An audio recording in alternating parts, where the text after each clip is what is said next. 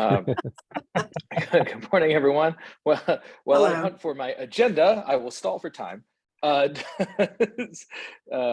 First off, do we have any public comments? We do not. We can just say congratulations to you, Chris, because we're all calling it, and Mayor Butts. Mayor Congratulations. Butts has a more decisive lead than I do, so no surprise there. But happily, we have a little bit of a lead, and all the measures seem to be breaking the way that we had intended. We'll certainly welcome all. I know we have just a few guests on this, but as I have led us to a 5-minute tardy start, and we have been running against time the last few, I think we will jump into it.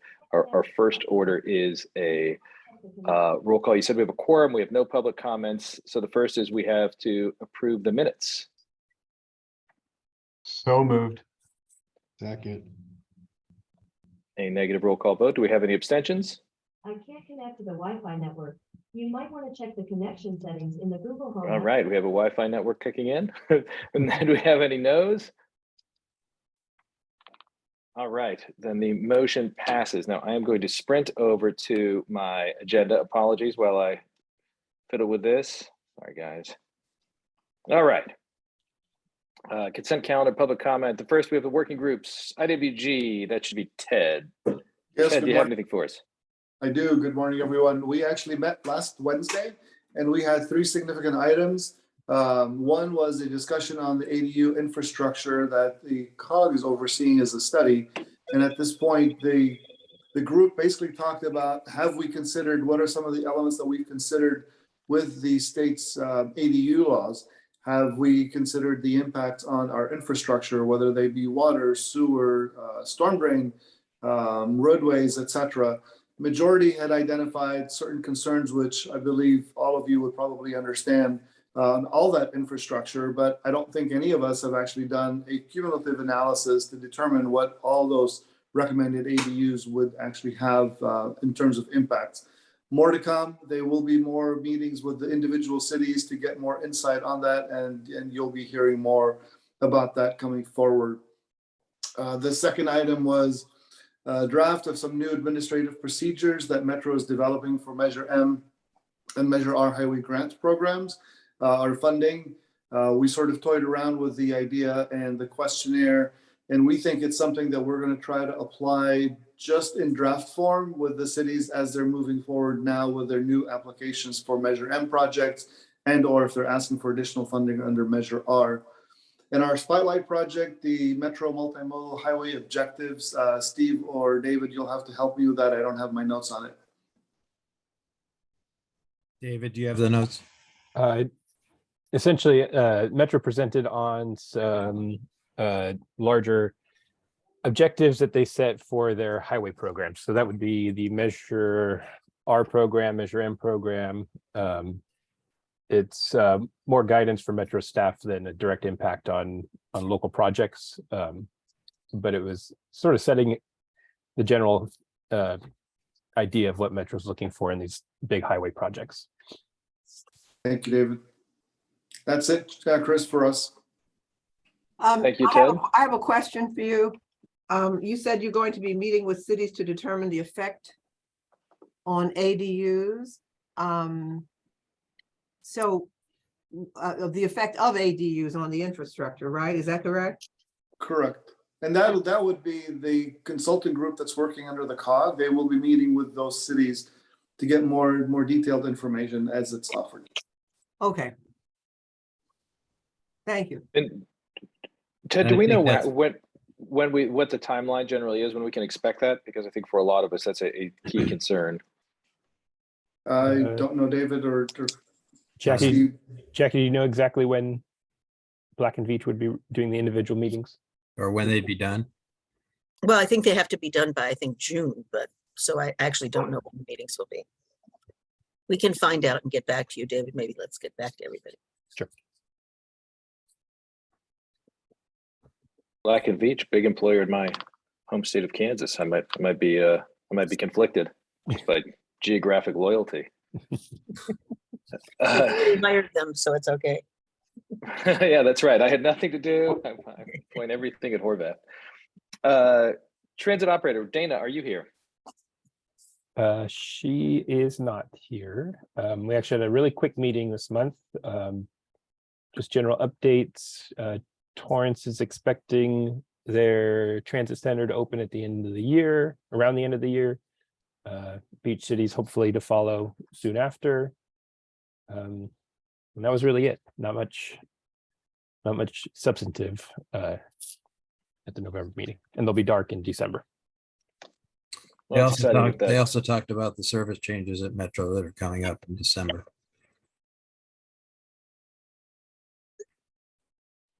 Steve, is there anything on those service changes that we should report out?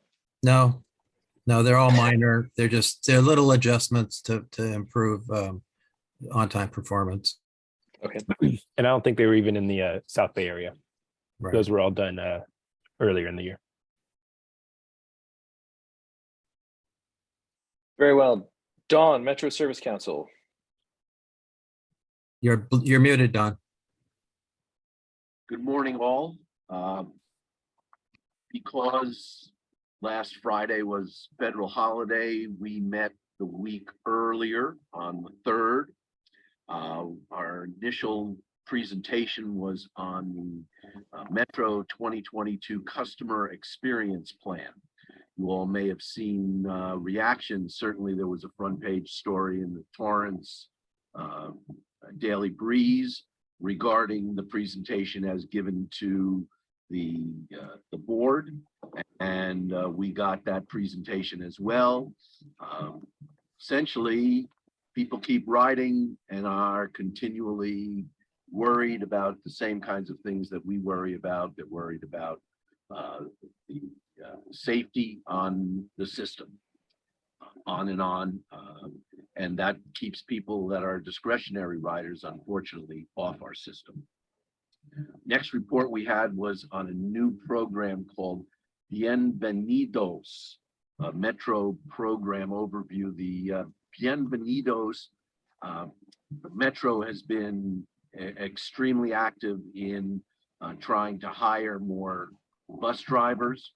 And one of the impediments is that there are and remain people that speak only Spanish. And we need our bus drivers to be bilingual. And therefore, Metro has started a program to educate those who have the desire to move forward and applying to be bus drivers, to educate them in English, to get them as proficient as necessary in order to be able to successfully compete and apply for a bus driver job. We're getting much better. We're getting much closer. And in our monthly update, we saw that there are a lot more drivers out there. We're getting to the point where we have reestablished full 7 million revenue hours on the system. That doesn't mean that everything is still running as often as we would like, but we're getting there. We had an overview, just like you spoke about, on the service changes for the month of December. Much of that is continuing to fill out the next bus plan in order to be able to get things up to greater rapidity along a number of lines. We also had to look at our January and February meetings. It's become evident, unfortunately, that as long as we are not allowed to have in-person meetings, our meeting, which is scheduled for the second Friday of each month, Metro Rail has a live in-person meeting in the boardroom on that date. And since all of the technology that Metro deals with has to go through that boardroom, we are unable to hold our meetings as regularly scheduled. We have therefore, and you can make note, I believe I informed David, and it should be on the 3-month look ahead, though we are dark in December. In January, we will be meeting Friday, January 13th at 2 p.m. in the afternoon. Contrary to our normal 9:30 a.m. But on Friday, February 3rd, we will return to our 9:30 a.m. meeting time. And we're all waiting to see what kind of options are going to become available for us to hold in-person meetings. Our regional updates, we continue to increase ridership, though a little more slowly than we'd like, but there was, summer and the beginning of school naturally increases ridership along the entire system. We did not have time to go through the entire quarterly station evaluation program. We received and filed the document, and we'll get a update in our January meeting. And that's all I have for you. If there's any questions, I'm happy to entertain. Hi, Olivia. Don. Yes, good morning. I have a question about the training program for drivers. So, what kind of training program do they have? Is the plan to require all bus drivers to be bilingual? No, because, but we know that there's a significant need for speaking English. Though there are drivers that aren't bilingual, speak only English. We have no drivers at this time, nor does Metro look to hire any drivers that would, in fact, be Spanish speaking only. So they're trying to overcome that and give more opportunities to that community, especially since many of our riders are Spanish speaking only. And I believe that training program is narrowly focused on improving their English language for phrases and words that apply to the transit ride and to their position. So it's not like we're giving an ESL course like you'd get in a junior college or high school extension program. It's a very narrowly focused competency in the language related to their job. Thank you. Anything else? Don, a quick question from me. Is there, in terms of the ridership experience, I listened to a presentation that said that the key tactic for the safety enhancement was reducing fares or going with fully subsidized fares to add mass to the system, and sort of the idea that with a larger herd, there are fewer safety issues. Is that the overriding sensibility, that that's the way that we're going to approach the safety on the routes? That's Honestly, one. I'm not certain where you heard that, because that's not something that I heard. You know, we had the presentation regarding the desired fare change program, and I still have one major outstanding question. We know that currently our fare box recovery is supposedly right around 25% of the operating budget, but if they go to the new fare structure, the fare box recovery will be less than 15%, closer to 10%. And I keep asking the question, where's that shortfall going to be made up? So I know that starting in the last quote administration and currently with the current CEO, there is a great desire to give away transit for free.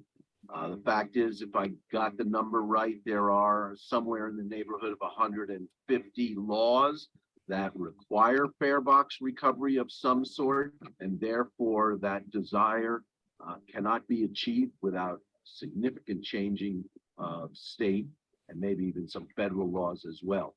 But I don't hear that as a way to make things safer. Their current direction, and I'm sure James can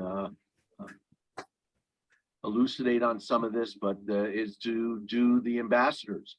They're hiring lots of ambassadors that are going to be unarmed, mostly young kids that are going to be out there to be a presence, in the hopes that that in some way will change people's activities, where they deal with one another on the system. I'm not sure that's the answer, but we'll find out. I will try to dig into Comment about it? my history of where I heard that. it was a presentation I listened to last week in the midst of the election campaign. So I think maybe I dreamed it. there was an incidental comment in one of the presentations about the fact that if there are more people on the bus, there's less likelihood of crime occurring because there's more people to witness it and stop it, intervene. But I don't think it was a official policy of Metro as a goal. Of course, they want to have more riders on their buses, but there was a co-benefit, I think. Steve, I will nod my head and say thank you for the bailout. I suspect that must have been where I got it. Okay. There is a hand up, Lily.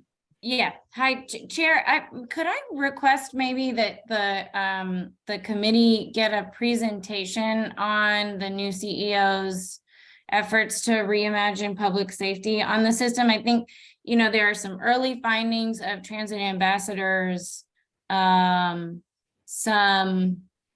good work, our office thinks on public safety on Metro since Stephanie became CEO. And I think it would be beneficial for this committee to kind of hear the broader overview of that work, some of the underlying policy assumptions, and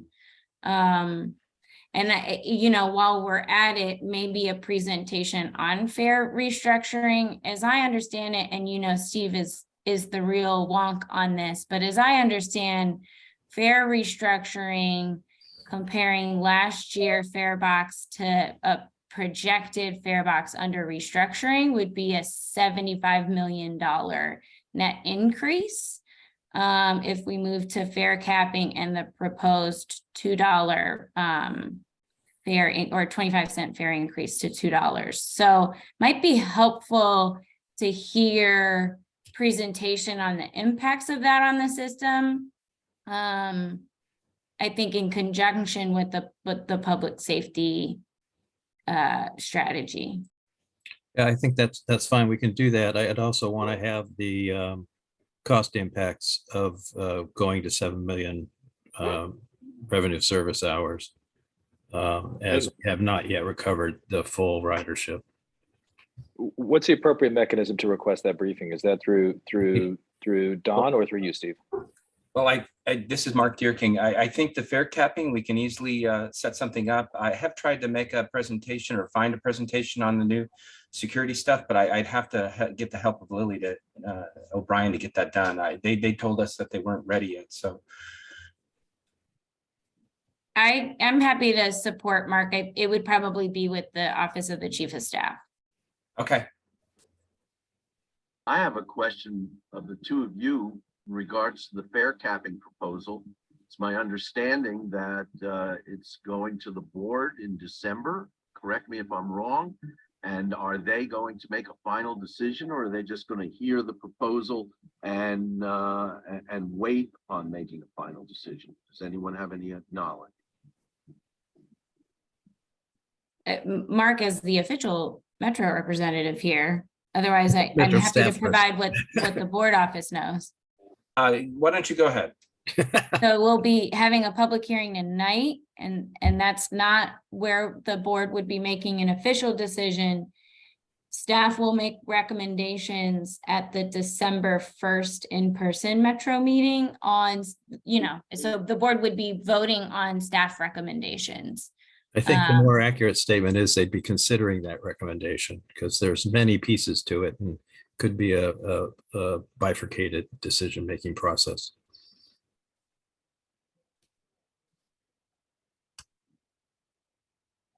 Well, if it's useful, I'll wear a I have to GoPro say that on my making trip. any comparison that what was with fare box recovery under the COVID situation, where we were getting huge amounts of subsidies from the federal government to keep operating, I just don't think that's a fair way of representing what fare box recovery was, especially when we were operating prior to that time.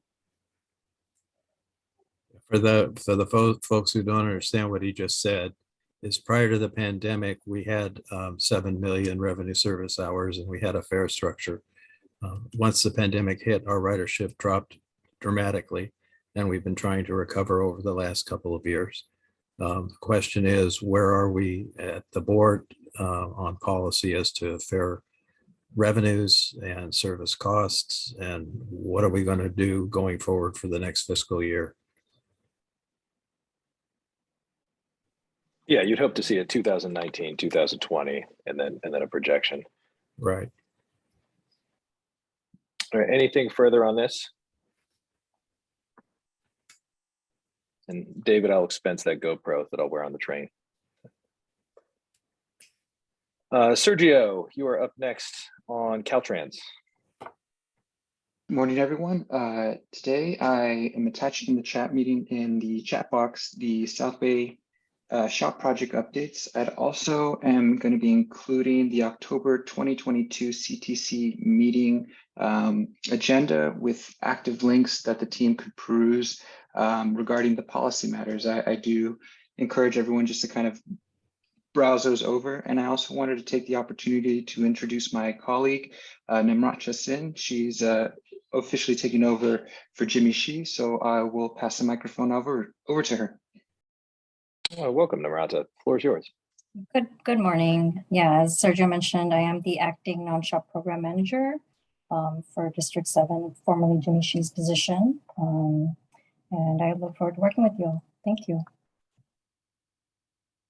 Thank you and welcome. This meeting usually takes 7.5 hours, so I recommend you bring a lunch. Only when we talk about the 710. Anything further from you, Sergio? Outside, we'll review the link and come back with questions. Steve, I'm going to turn it over to you to talk about the one-on-ones. So you were kind of going in and out, so I'll repeat. With lead agencies on R&M projects. Right. As you know, we're in the process of talking one-on-one with each of the lead agencies that have Measure R and Measure M projects. That process is just about completed. I think we may have one or two more to finish off.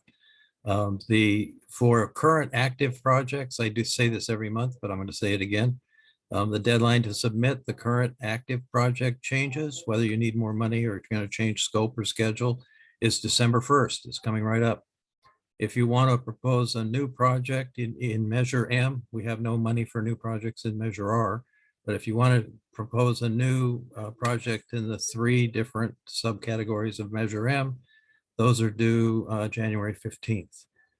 Need to submit them to David. He can work with you on the application process and the forms that you need to fill out to make sure that we have what we need to evaluate them. Once we get those in the middle of January, we'll have an idea of whether we need to select from the list of applications or whether we have sufficient funding available in the next year or two for the applications that we received. So we'll get back to you probably, I guess, in January with a better idea of what we have, what we're looking at in terms of money and projects. And Steve, you said there's 2 agencies outstanding? Yeah, David, what? I think it's 2. Yeah, we're meeting with Redondo Beach and Rancho Palos Verdes this week. And then that'll do it. I think that's it then. And Jackie had a question. Jackie. I actually don't have a question. I wanted to sneak in on this as a COG report. I didn't want to forget to tell this group that I made a presentation at a meeting in November 2nd I think it was November 2nd, to the California Transportation Commission, the Air Resources Board, and the HCD, which were all meeting in together. And I talked to them about the local travel network and how we have a problem with actually fitting into any state funding programs or any kind of funding because it's not active transportation since it's motorized and it's not on state highways. I was invited back for December 7th, so I will be at a CTC meeting on December 7th to talk further about that. But also I wanted to mention, Chris, that you will be appearing for the COG at CoMotion on Thursday, which is a national conference, and we're going to be on Chris is on a panel talking about the local travel network as well. So we didn't have that on the agenda, and I wanted to make sure that we told everybody that that this was happening. Thank you. Thank you, Jackie. I will do my best not to ruin it. Um, I will reference 80s pro wrestling as little as possible in my mixed metaphors for the event. Any questions further, though, on the one-on-one for R&M? All right, this brings us to Metro staff. You're going to talk to us about the East LA Long Beach Mobility Investment Plan. And who will present on this for Metro? Michael Cano is here. Michael, fantastic. Michael, the floor is yours. Good morning, everybody, and appreciate your invitation to come and present on our project here for the, you probably heard it as the 710 task force previously, and so we'll get into why it's the Long Beach East LA corridor. Michael Cano, I'm an executive officer for Metro's Countywide Planning and Development Department, and overseeing a team of various staff from Metro to deliver what we hope is a successful multimodal investment plan for the 710 corridor project. So we'll get moving through here and happy to take any questions at the end. So just a little background, we can move through this rather quickly, but in case for those who are not familiar, the 710 South Corridor has been around for a while in terms of a project of interest for Metro. It is a nationally significant corridor for the movement of freight between the ports of LA and Long Beach into downtown LA to various intermodal yards, and as well as being a gateway to the rest of the country. In terms of moving goods, we move about 40% of all the imports and about 26% of all the exports for the entire nation, and about 75% of all the cargo entering California ports are handled by these two ports, which combined make the largest seaport complex in the Western Hemisphere. And so the original project scope envisioned over 20 years ago was between SR 60 and the ports, and also including a look at the various transportation infrastructure on either side of the freeway. And so that's the original project scope. You'll see this map later on because this continues to be the scope for our 710 task force work. Next slide. There were some assumptions that drove the prior project, some of them very familiar, between population growth, employment density, trade growth, which has come forward as being accurate and growing still. The issues with traffic growing on the 710 South, as well as accidents and safety issues. It's a very traditional look at the problems that were forecasted back in the late 90s. And the tool used, of course, was to improve the 710 freeway itself through various modernizations and updates. Next slide. This is a little project corridor. I'm not going to go through this entire timeline, but I do want to show that, this is a project that has had a lot of work put into it over many, many years. Some of you may have been around for different stages of this work, or some of you may be new to this, but this was something that was conceived of back in the early 2000s as being a need for working together with the ports and SCAG to develop some kind of environmental work and develop some kind of scope to improve the 710 freeway in anticipation of all those issues that were identified previously. This led to, in 2008, in Measure R, was approved. The 710 South and/or Early Action Project is how it's labeled there. But essentially, the 710 South Corridor was identified for $590 million of funding in the Gateway City subregion and in the Highway Capital Subfund. Next slide. As is moved forward in 2012, there was a draft EIS circulated. There were several alternatives that were presented, and then the Metro Board asked staff to revisit different alternatives, to recirculate the draft, and try to come up with some improvements to the environmental document due to concerns about property impacts. As you can imagine, widening the 710 freeway for capacity in a tight footprint means displacing residents and businesses, and there are a lot of issues with that, which we'll get to in later on the slides here. There were several motions passed, and again in 2016, as this was going on, the voters approved Measure M, and that included another $500 million for the 710 South Corridor project, and again, Gateway City subregion designation, Highway Construction Subfund. Next slide. In 2017, the EIR was circulated with three alternatives, essentially the no-build alternative 1, and then two alternatives, 5C and 7, which had different approaches. 5C was more of a simple modernization, widening, capacity improvements, while alternative 7 was a little more ambitious, tried to include a zero-emission freight corridor viaduct with freight trucks, truck catenary charging, which would have actually had a wider impact on the communities than 5C. In 2018, the board was able to compromise on various issues raised by the communities to pass several motions that would help guide the development of the project, but at the same time, approved alternative 5C as the locally preferred alternative to be able to move this project forward. Next slide. So again, just to look at the purpose and need, this is what the project was intending to do, focusing on things like air quality, public health, traffic safety, design deficiencies, traffic volumes, and addressing projected growth and various needs in the corridor. Next slide. And this is what the project that was approved by the board back in 2018, 5C, looked like. And you can kind of see how it was looking at interchange designs, both freeway and local, as well as truck lanes and other kinds of capacity improvements. Next slide. So how did we get to where we are today with the no build decision? So move forward, one more slide.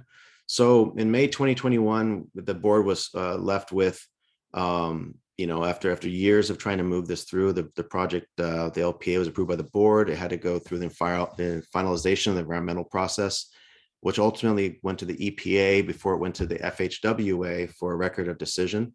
The EPA was not comfortable with the assumptions in there and did not see that this project could move forward to meet air quality conformity standards they have, and did require a hotspot analysis finally for the first time announced that they needed one to make that air quality conformity determination, which, again, would be very difficult for the project to reach conclusion in terms of environmental work, but also at the same time, the community environmental impacts continue to be raised and very vocally by many of the members of local jurisdictions, as well as community-based organizations and other advocates. And as the state was evolving in its movement towards addressing and highlighting equity and climate change policy considerations, there was a natural convergence where, this project that had been going on for so long was now in a situation where it was not meeting and not aligned with current policies at the state level, the federal level, and the local level.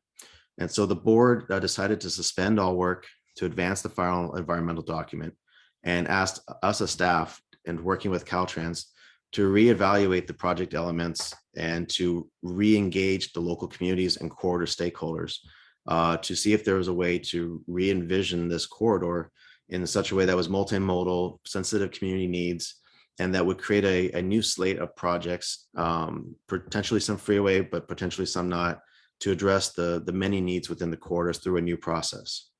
And so in September of 2021, we created the 710 task force to address these issues and to advance board direction and to develop what was hoped to be a new multimodal investment plan for the I-710 South Corridor. Later on, about 6 months later, Caltrans made the official request to Metro that they would like to replace alternative 5C, which, even though it had no path forward, still had on the books displacement and widening as part of the scope, and replace it with alternative 1, which is the no build alternative, as the locally preferred alternative. And so the Metro board decided in May of 2022 to agree and say, yes, we're going to approve the no build alternative as the locally preferred alternative for the original environmental work for the I-710 South Corridor project. Next slide. There was some rationale here. I'll kind of go through a little quickly, but a lot of it was just a reality check that there was just no path forward for a project like this anymore. The hotspot analysis issue was a very pertinent issue given the high level of diesel trucks that were going to use the corridor that would be expanded or induced by expansion of the freeway. But again, the major issue for us was displacement. We had a lot of minority communities and businesses that are fence line communities along the 710 that were going to have major disparities at the local level for regional benefits. And Caltrans, which is a very important partner as the owner of the facility and the vehicle for us to get state and federal funding for a highway project like this, backed away from the alternative as well. So that no build became the only rational way to move forward with that environmental document itself. Next slide.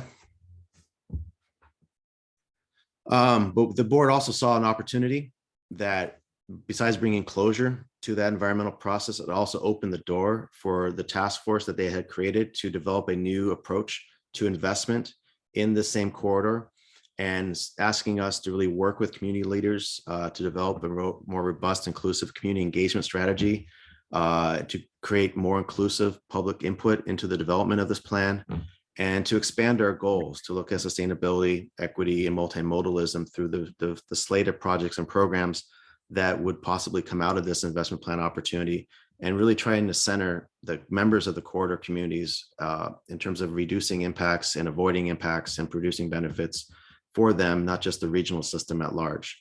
Of course, we have other considerations that are more pertinent today than they were 20 years ago.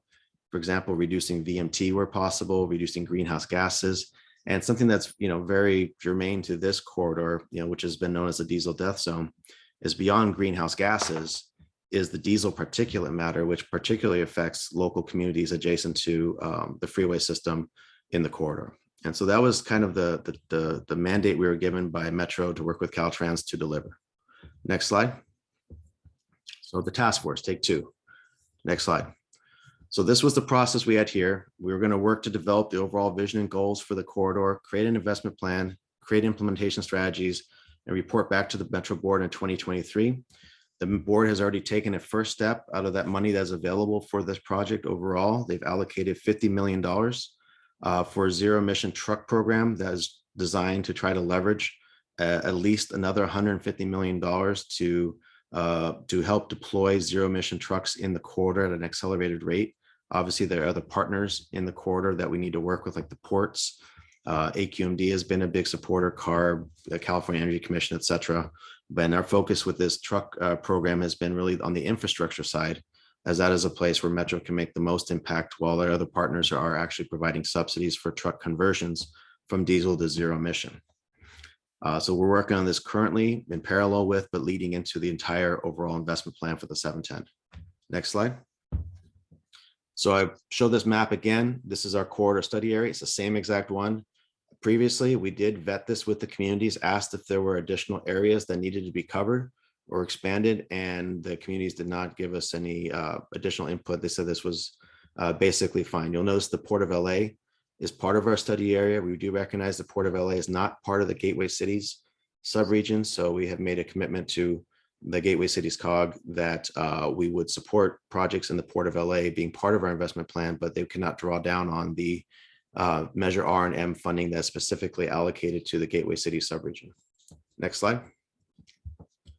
This is our membership here. And again, this is something that we've at Metro have been evolving over the last few years. I had the pleasure of leading a goods movement strategic plan effort at Metro a few years ago, where we started drawing together new partners and new arrangements to try to get more voices into a plan that needs to be more comprehensive, that needs to hit on more multimodal issues and more multi-policy issues than just transportation improvements. You'll see, groups from environmental and regulatory agencies to community-based organizations and advocates, to labor, to economic groups, as well as other transportation partners in the area, from Metrolink and Long Beach Transit to even access services. We do try to bring in all of our local jurisdictions where possible, including our supervisors, but other partners as well, in terms of like SCAG and County Public Works and other partners that have a say in how we can improve the communities along the corridor through this investment plan. So it's rather ambitious, but so far it has worked out pretty well in terms of giving us a lot of avenues into different ways of thinking about the corridor as we move forward. Next slide. So where are we at today? As we've been working with the task force, we have now come to a point, we have a board approved vision, guiding principles and goals for the new Long Beach East LA corridor, which I'll explain. Next slide. We don't have to go through the entire reading this verbatim, but I want to show you, this is the vision statement that was developed through both compromise and consensus from the various voices in the room as we developed this. Is very important for the communities that we're looking at things like zero emissions and clean air, that we are focusing on sustainable and healthy communities and uplifting economically the residents and the communities as part of this issue. The transportation system is the means to that end, as well as providing safer and more quality multimodal options for mobility. It was very important for some of our stakeholders that we do highlight people and goods because they both use the same shared transportation system. Of course, there's always concern with goods that, are we going to put goods movement projects over projects that help people? And our challenge really as a staff here and working with everybody is to try to develop an investment plan that advances both goals without creating conflicts zero sum trade-offs there. So we want to make sure that we are always focused on this vision statement as we move forward. And as you see this, the qualitative aspects of this vision statement, we'll go to the next slide. As a reminder, that's in contrast to the purpose and need from the original project, which even though there are things mentioned in here that are still aligned with where we are today, the old way of looking at the purpose and need did include a lot of focus on traffic growth and traffic volumes and designs. And so I think what we're seeing here, just as a precursor to future planning work at Metro, that the nature of the purpose and need, or we're calling it our situation, the vision and goals, is going to be different, and it's going to be updated and more aligned with where we are as a nation, as a state, and as a region in terms of what our priorities are for how we invest, especially in the highway system. I did want to point out that we also passed multimodal highway investment objectives as a board in Metro earlier this summer, which also kind of included this more holistic approach to addressing highway investments throughout the region. Some of them that include the input from the South Bay COG in terms of technology and innovation and different ways of thinking about how we move people around or not have to have people move around within our transportation system. So I do want to thank you for that input that did make it into our policies. Next slide. We won't go into this too much, but equity and sustainability, they were the guiding principles for the goods movement plan. They are now the guiding principles for the 710 task force. They are guiding principles for the 405 comprehensive multimodal corridor plan, which just got finalized a little while ago. We're finding that equity and sustainability, instead of being separate goals, if they're embedded as principles in our work and reflect where Metro is policy-wise with our equity platform and our sustainability policies, will allow us to have a broader and more complete approach to addressing the many needs we have in the corridors, while also being true to the policies that the state and Metro have expressed through various different formats over the last few years. Next slide. So these are the goals. We have 7 goals. We want to have projects that speak to all of them or many of them as we develop them. But these are the parameters within which we are going to be developing projects. And as you can see, there's a lot of needs here beyond just simple mobility and safety, which are very standard. The environment is very important, both natural and built, but also how do we uplift communities, community health, community quality of life, community economic opportunities, as well as fostering local and regional clean air quality. Is very important for people that local air quality is addressed, not just the regional macro AQMD level air quality issues that we have. And as you can see, opportunity and prosperity, this was probably the crux of the many arguments we had or debates within the 710 task force, was how do we try to uplift the entire county through our investments in the 710 corridor, but without leaving the corridor communities behind, like they have felt they have been in previous efforts to invest, and also not leave behind, but focus on uplifting and strengthening those corridors and helping them get to some kind of parity to be able to compete economically and have quality of life that is similar to what other parts of the county have. And so this is going to be our challenge going forward. Next slide. This is a big picture. It's kind of the internal mechanisms and the gears beyond how we're trying to develop this plan. Where we are at, we are finalizing the input we are receiving from our stakeholders in terms of the kinds of projects and programs they would like us to see, and then transitioning to the evaluation and prioritization in the new year. And so we'll be refining this as we move forward, but it's a long process. And we're trying to make it concise and effective, but also respectful of the fact that when you have a lot of conversations with local communities and equity considerations, there's extra time that is needed to be able to do the proper engagement, outreach, and have the conversations, because we have different people in the room that are not as, let's say, as experienced in this public policy realm, but are trying to represent their community issues and concerns. And then next slide, I have one more slide and I'll take questions. I see their hands up. We were asked this question by staff in terms of what are the impacts of the I-110 into the South Bay City subregion. I am reporting on behalf of our highway team. And this is, again, I think the 2 key points are, one, this is what we found in the data modeling we had for the environmental document for the 710 South Corridor project, especially the no build. But the commitment to you is going to be the last line, which is we need to validate these forecasts and do more work on it. So it's not locked, not set in stone that this is that this is all accurate. We want to make sure it's accurate going forward. But the main points here that we have found from the data are that, the 710 truck traffic especially is more doing origin destination trips to the San Gabriel Valley and the Inland Empire, mainly around SR 60, maybe 605, or the 91, getting into that area. We do find that there would be some reduction of traffic on the 110 if the 710 was built out like alternative 5C, but not as much as we would expect, about 1 to 2%. We do believe that on the 110, that the truck daily traffic counts would be about 5% less.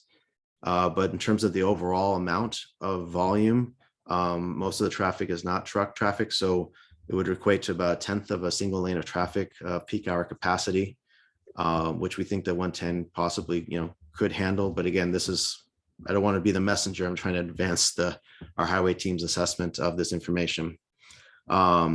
And so we do know that as we look forward to this program and what we do with the 710 corridor and how we try to improve the system, which does include the freeway system as well, in a way that's consistent with our policies, that we do need to keep an eye on, are there any unintended impacts outside of the corridor we're looking at? So we do want to take a look at that. We will be modeling, validating the forecast, look at the model again, and have more information in the coming months. But I did want to at least provide what we knew from the environmental document for the 710 as a starting point, and then we can continue this conversation as we go forward. So I think that's the end of my slide. We have one more slide with my contact information. If you have any questions, I'm always available. Please email here, or you can email me directly at conom@metro.net, and I can put that in the chat perhaps, and then I'm happy to take any and all questions from the South Bay COG members here.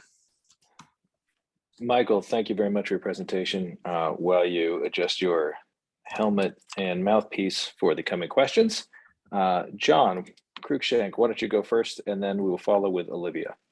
Thank you, Chris, and Michael, thank you for presentation. So currently, I'm city council member in Rancho Palos Verdes, also the chair of the COG, South Bay COG.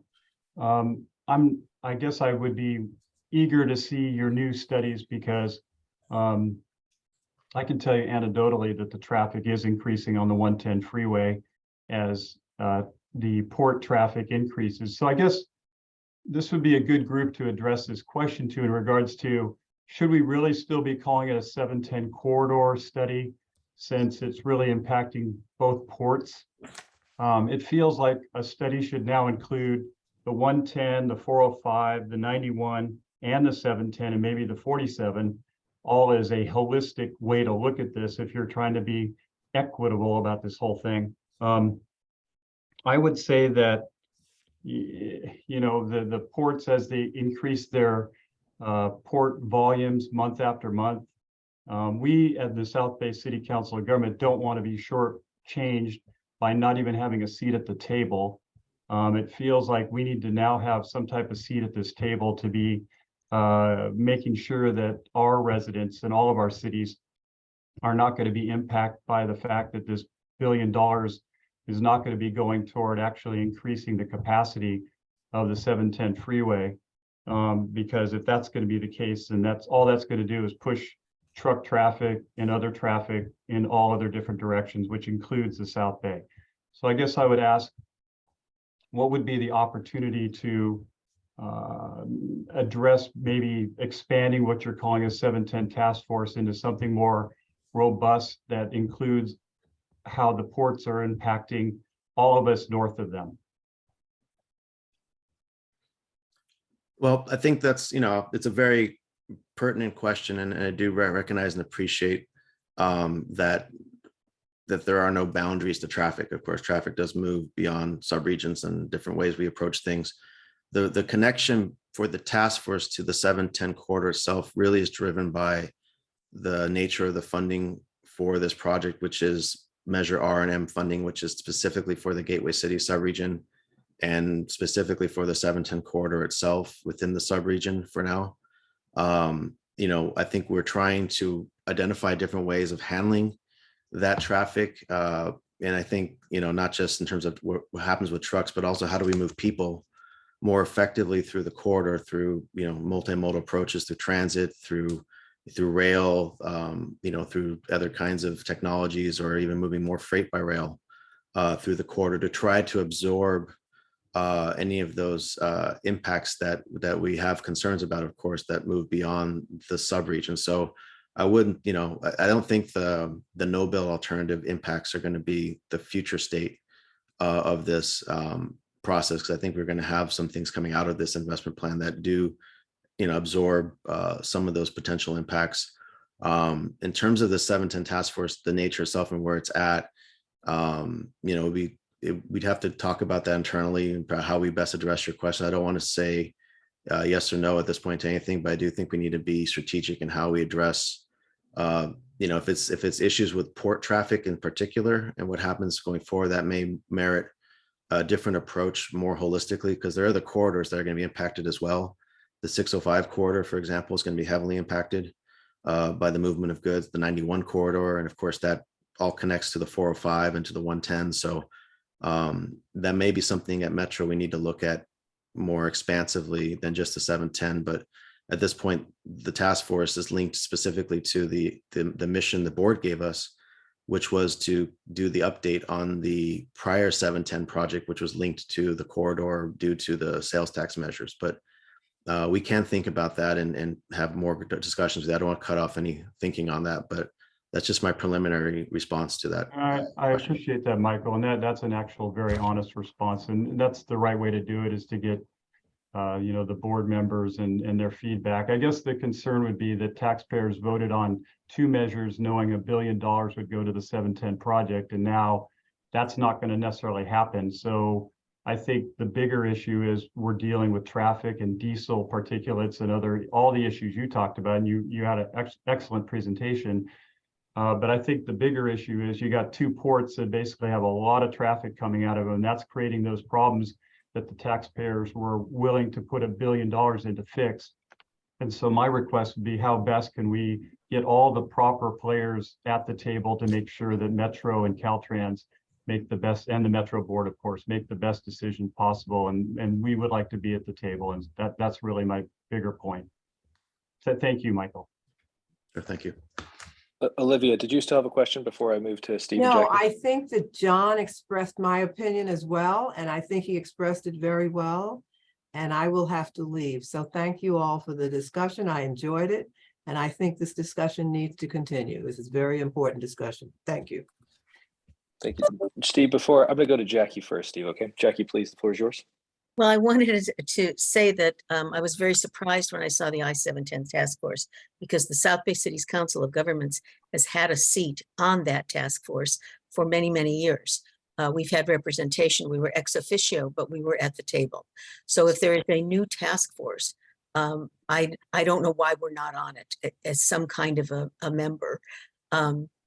So that's the first thing. Second thing is, I think John makes the point that, and I hadn't thought about this before, but you present the board with what's in Measure M and R, and my question has always been, why aren't Measure M and R ever reevaluated? Because the voters vote on something 10 years ago, and then we say that's what we have to do. It looks to me as if you ought to be creating a smaller 710 task force to talk about the use of the money that's dedicated to them. But you need to create a larger goods movement task force, which really brings in people from San Gabriel Valley, from us, from Gateway, to talk about the real goods movement effect. My concern is you're creating air quality, as John said, you're creating air quality problems on other places that then will become disadvantaged corridors. We already know, all of us that go on that 110 know that it's got more traffic. I have one question for you, and then I have a response that I want to make. My question is, the EIR that you had those statistics off of, what is the date of that EIR? When was that done? Sorry, my video went off for some reason. Okay, the EIR that we had was approved by the board. The LPA was approved in 2018. The data itself, and I want to be accurate with this, so if I don't know, I'm trying to see in my old presentation here. I can find the date. I don't think it's from 2000, but I think it's not from 2018 either. It might be a few years prior to 2018, but I can get that answer to you so you have accurate information. Well, that's exactly the point I want to make. Since 2018, We have tremendous amount of online shopping. We have many, many more trucks on the road. We have a completely different way of buying things. And I don't know if SCAG's model, when you go to SCAG's model, if that's been updated to really project what life looks like in Los Angeles today. And I think that's really important. I don't think statistics from before COVID for sure are that effective to say how we live our lives today. And I hope that's taken into any analysis, because the one thing that we know is we can move people on trains, we can move people on buses and scooters, but goods have to move. It's very important. And so we have to figure out how they're moving, and we have to accommodate that. And I think the concern is none of us are questioning the no build response that you have on the 710. What we're questioning is, what is that doing to the system? And we need to update all of our analysis so that it's accurate when you come back with these results. And so, I would like to talk with you more about representation for the COG, because as I said, we've traditionally had it. Thank you for that, Jack. I do appreciate that. And we'll look forward to talking to you as many times as needed because there's a lot of good input here and appreciate the context. Thank you. Steve, your question, please. Oops, you're on mute, Steve. I was muted, sorry. Steve Lance, we can't hear you. Now you can hear me? Yes, sir. Okay, so mine is a very Yes. small, simple question. I was looking at the chart where you showed the participants, and there were multiple layers and multiple levels. The city of Carson was not listed. And the city of Carson goes almost over to the 710 freeway. On your map, it's included, but on your chart, it's not. So have you outreach to Carson, or are they interested in participating, or could we take their spot? Well, so in terms of the task force membership, the way it was constituted in terms of like, we didn't have every jurisdiction along the freeway on the task force itself. The Gateway COG created an ad hoc committee that had different representatives added that they put onto the task force, as well as the city of Long Beach and the city of LA. So we only have 5 representatives from local jurisdictions along the corridor on the task force, but we do, network with the TAC and the various different representatives through the ad hoc committee as well. So Carson is one obviously that has a tremendous impacts to them based on what's happening with truck traffic in the area.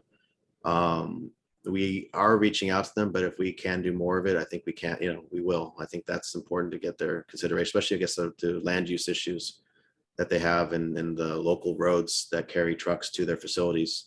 We've heard a lot about that in terms of road deterioration and impacts there. So right, and I yeah. think their issues are no different than the other communities, and it just felt like it was glaring that because they're in the South Bay and in the Gateway also, they might provide a logical bridge to have broader concerns introduced.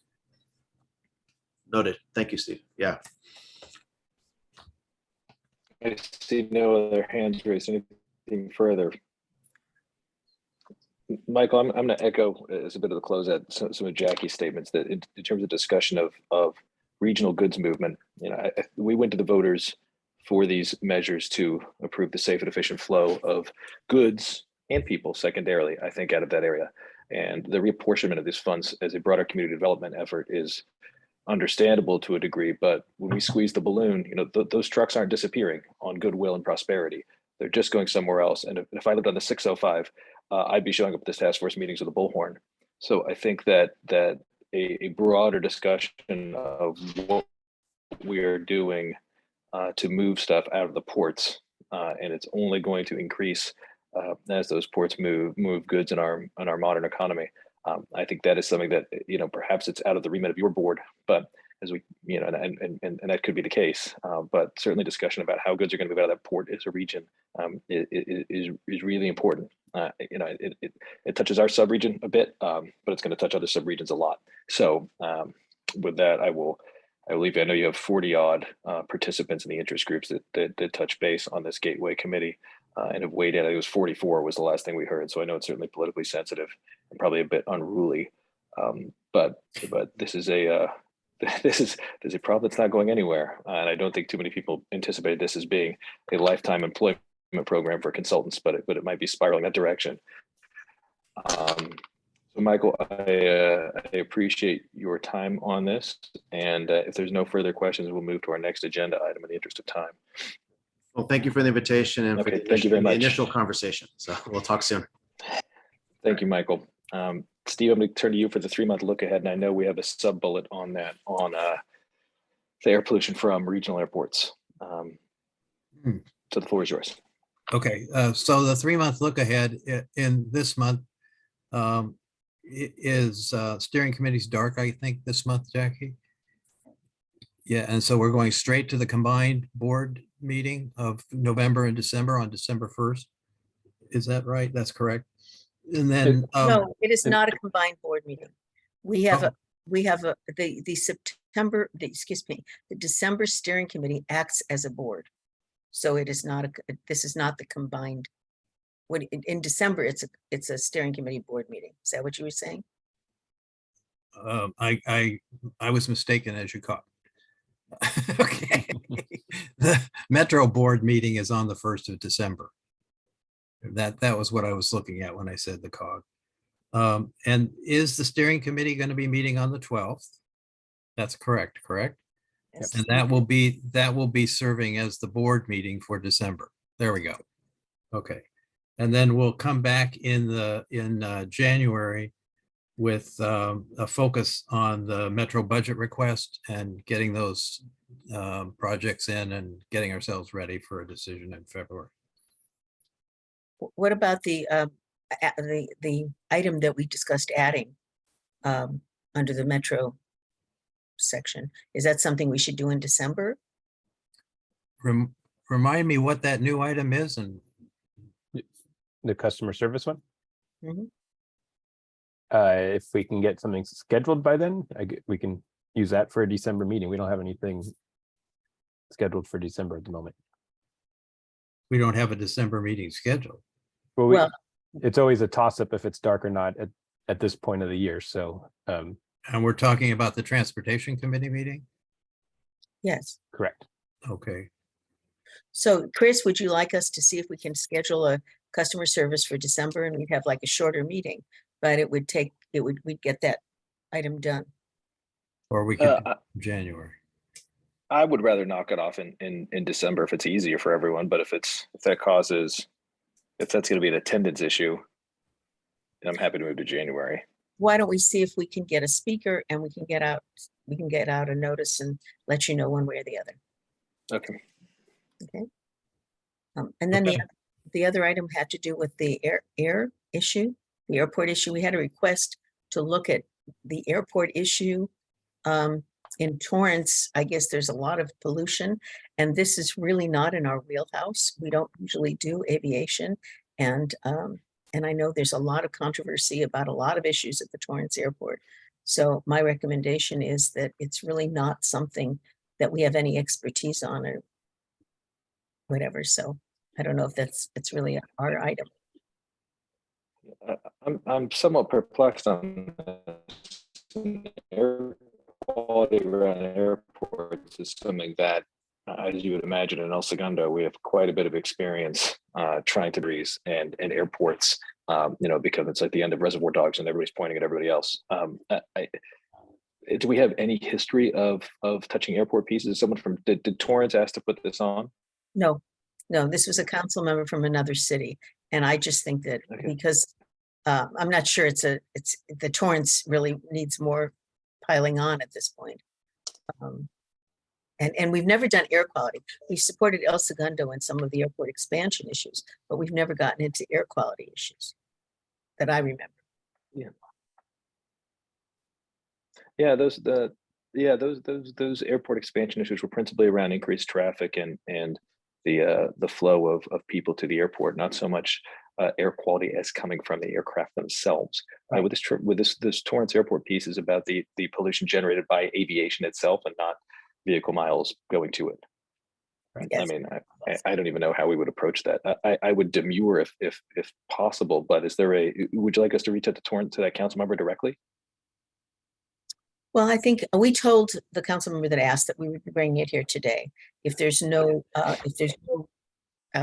you know, a strong, um, if there's no strong interest in carrying it further, we can get back to that council member. I know Don has his hand up. Don, I see you have your hand up. We're having Did you want to weigh in on this? Don, Yeah, I didn't really hear that. go But ahead, Don. the opportunity to speak, I want to understand why this Don, committee, we can't hear you. Can you hear us? Yes. Yeah, we can hear him. okay? I'm curious as to why There you go. this committee has requested a fare capping review. We can hear you, Don. Go ahead. I'm sorry? Okay, you repeat it again, Don. What did you say? Except I'm curious as to why no one here is asking to have a presentation on fare capping. That was one of the most contentious issues that we've had come before our council most recently. If you consider that they're looking to eliminate the 2-hour window of extended rides, that fare capping becomes a huge increased expense, especially to those that are transit dependent. And I just bring that up and wonder why no one here is even reacting to it. My feeling, okay. Chris, I I have don't, a hand from Leslie. Leslie, I don't know if that's a response to Don or if Leslie, why don't you just talk? Because Leslie, is this about fair capping? Leslie Yes, it Scott, is can you hear about- us? Yes, it is about fair capping, and since Dana is not here, I did put something in the chat when the question was, is there anything else to add about the fair capping? That many of us will be at the public hearing tonight online. But one of the issues that's come about is Metro has suggested and would like all munis to also increase their fare to $2. And so that's another layer of complexity that we're not sure how that's going to pan out. But for example, we have Torrance, G-Trans, Palos Verdes, and Beach Cities Transit, all who are munis. And for example, Beach Cities Transit fare is $1. So to increase it to $2, we would also need to do an equity study and another type of study that I'm not sure what it's called, but we would have to do that to see about raising our fares. So it's not just affecting Metro, it's affecting all of the munis within the South Bay COG. Although the current policy at Metro is to have it only apply to Metro for now. Right, but Steve, did we not hear in many different places that, I mean, again, they said we would like all. Yeah, I think that's for a future agenda. I don't think they're gonna, I haven't heard any word that they're going to add the munis to the current motion. Right, correct. But in our presentations to many different groups, that meaning BOS and managers meetings, that has been discussed. And so it's kind of one of those things where we're aware of it if the board passes it and we've not made comment on it, and then it's already passed, and meaning the Metro $2 passed, and then we're kind of stuck. Or are we stuck? It could be a big deal. Or are you getting more riders because your fare is cheaper? I can't. Yes, or do we, is it really a suggestion, and can all the munis, including in different regions, Foothill, Long Beach, keep their fare what it is? So again, I just want to point out, it does impact though the transportation within the South Bay region. And especially, as Steve knows, as Metro has given up some routes, Torrance, for example, is now a major provider on some of the main corridors, as well as G-Trans. Beach Cities, we're still more local. But So thank you for your one of the hallmarks of the fare policy in LA County is that each of the municipal operators has the autonomy to set their own fares. So if you were thinking of it being some sort of pressure by Metro to have a standard fare for everybody to pay on every system, that's not allowable under state law at this point. They could not mandate that. So I think it's an important discussion that needs to occur at some point, but there's no way that Metro could force this on the munis. Right. Well, I can't help but observe that the last time we fare reevaluation, got to be a good 10 years ago, when the fare was raised to $1.75, that it was at least a 6-month-long discussion, and there was on multiple levels. And this fare capping discussion, as far as I'm concerned, came out of nowhere 2 months ago, and they're looking to slam it through at a board level without what I believe is proper vetting. I think it'll be very interesting to hear what I would believe to be huge objections from the general public in the public hearing tonight, because especially those, as I have said, that are transit dependent, this is going to be a huge hit to their pocket. They're going to pay 2 to 3 times as much every day compared to what they're paying now if this goes through. And yet Metro is completely oblivious and not even talking about how they're going to make up the shortfall of the revenue that they're no longer going to get at the fare box. Sorry, just the whole thing upsets me very much, because I don't see that this is something that is in the best interest of Metro moving forward, but I don't have really any say in it. So I'm trying to stir you guys up. John. Yeah, thank you, Chris. Well, Don, you stirred me up. And also what Leslie just said too, that maybe they don't have the authority, but they could put pressure on our transportation authorities to raise rates. And at this point, with the homelessness that continues to rise and the stories about senior citizens now becoming homeless at an alarming rate, we need to be able to know what's going on. So I guess I'd ask you, Chris or Jackie, how can we learn more and potentially take action if necessary? Well, I think we should have this, if we're inviting customer service to come in December, let's have this discussion in December. Is that timely? It depends on what the board motion is. It would either be a report out on what the board did, or it would be a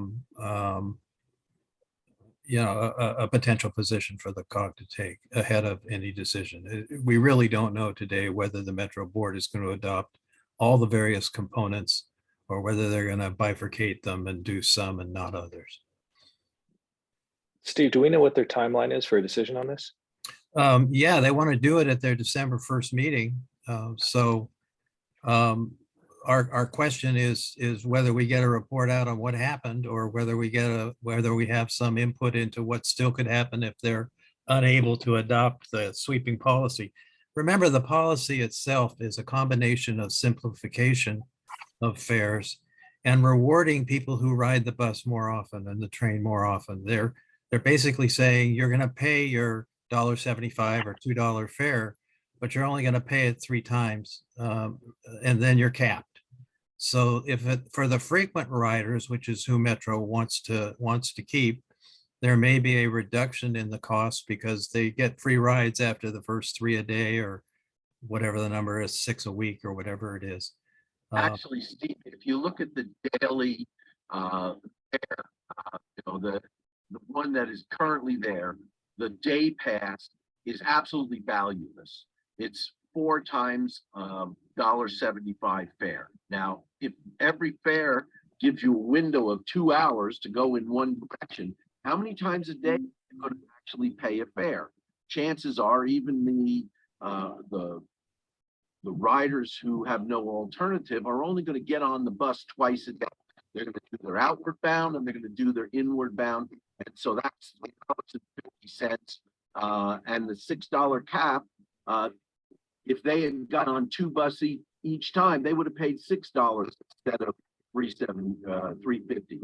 So I just don't see how this reduces fares in any way, shape, or form for transit dependent people. Okay. Make any sense to me, and they are all for it. They're all for it because we're going to cap it, and I just don't see that statement that you make, that this will reduce the cost of transit dependent people, is reality.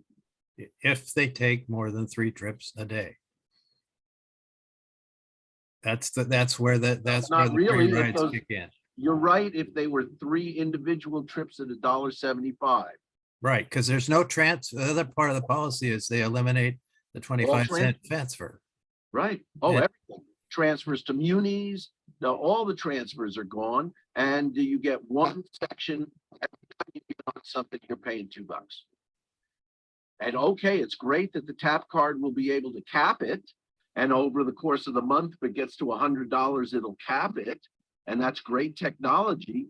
But I don't see that what is stated as the objective and goal, which is to reduce transit fares for those that are transit dependent, is reality. It's capped by the day and the week.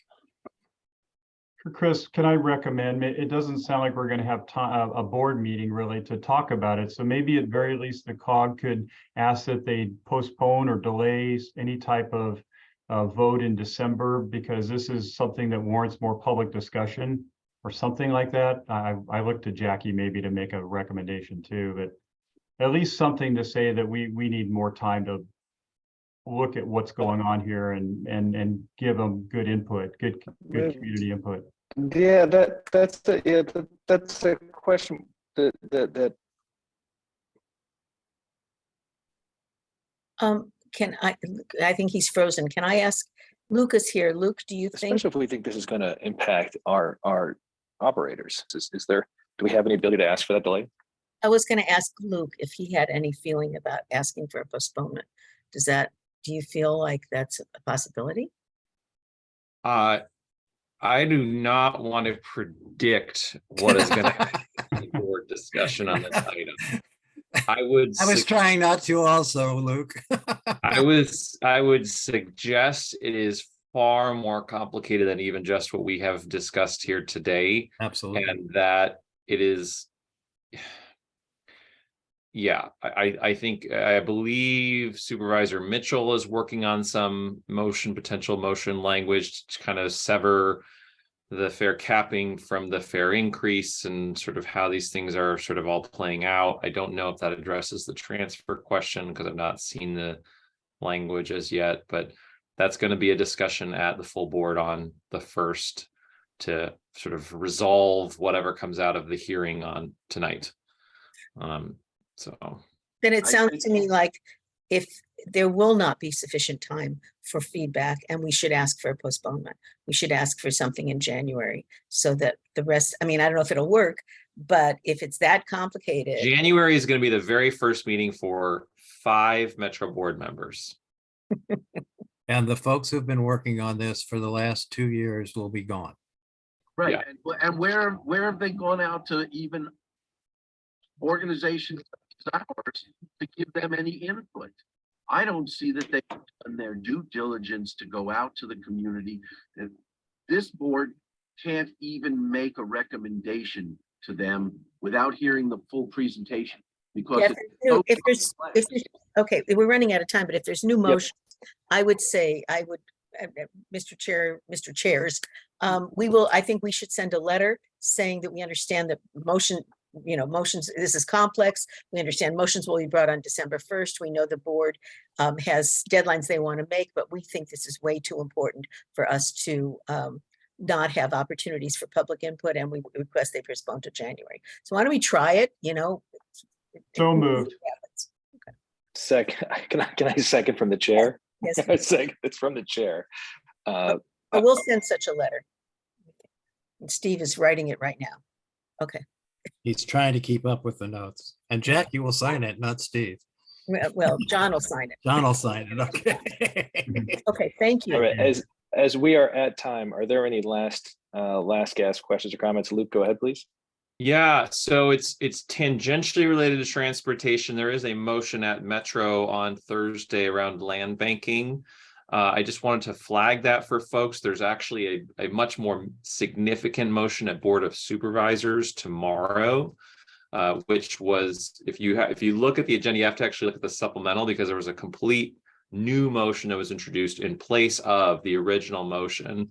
The main thing I just want to sort of note for folks is that the replacement motion removed language around requiring the concurrence of the board office for site acquisition. So that is something that for Supervisor Hahn is a concern as it relates to the land banking program. Essentially, the motion delegates basically all of the authority for implementation of this program going forward to the county CEO. And as part of that, site acquisition would only be done in collaboration with board offices, but not actually with their concurrence. And that is something that the supervisor intends to raise as a concern tomorrow. So if folks want to participate in that Board of Supervisors meeting, the way the Board of Supes does their public comment, it's the first hour and a half-ish before at the start of the meeting. They're doing this weird in-person on the phone thing where they take folks on the phone and they take folks in person. So there's no guarantee, but if folks are calling in and want to let our office know, we're happy to let the CEO's office know who's called in from what numbers so they can flag that. And Luke, And then as far as, go ahead. I wanted to ask you, does it still include incorporated and unincorporated land? I mean, Yes. cities, Yes. the cities are, it's not an opt-in, it's everybody's included. Right. Correct. And then and as far as the Metro motion, on Thursday, we are anticipating some pushback, primarily from the lead author at both boards, Supervisor Solis on land banking, where we're trying to implement through the motion the recommendations made by Metro staff in their response to the initial board motion. They issued a board box last week. Supervisor Hahn has brought forward a motion to Executive Management Committee on Thursday that says, yeah, what staff said they want to do, let's do that, which is essentially that we would be consistent at Metro with the existing policy that anything related to transit-oriented communities that involves collaboration with the jurisdictions, that Metro would continue to apply the same approach when it comes to any involvement with land banking, and also that Metro would not be a lead agency on land banking. This is apparently a concern for Supervisor Solis, who I think has some idea at some point that Metro could be a lead on land banking, but that is not how Metro staff have conveyed their intention in their board box, and we simply want to implement what staff have recommended as their best recommended approach. So we are anticipating, again, some pushback on Thursday, and then again at that wonderful full board meeting on Thursday, December 1st, which, by the way, the chair's office has told us will only go 4 hours. I doubt that for everything that's possible. It's going to be probably the longest board meeting they've had, but regardless, that's their hope. But yeah, so we're expecting that the land banking conversation is going to continue, not just from the Board of Supes meeting on Tuesday, but through to Metro Executive Management this coming Thursday and the following board meeting on the 1st. We have sent a letter to the county. Maybe we should be sending it to Metro as well, David. I would say that in letters It was already addressed to sent the to Metro. clerk that go to the entire Metro board are good, especially if it's in support of the motion, which is, I don't have the item number off the top of my head, but it's at Executive Management.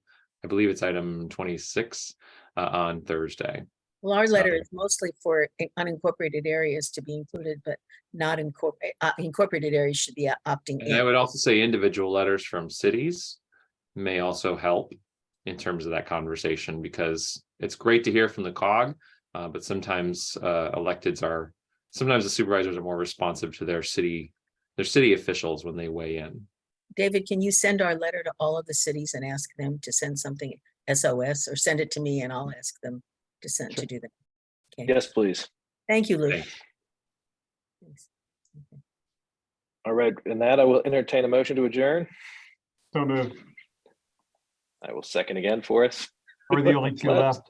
Yeah, We're the only two left. yeah, don't count. Tiebreaker goes to the mouse in my pocket. Okay, guys. Hey, thank you very much. We have a minute for a cup of coffee, and I will see you guys next month.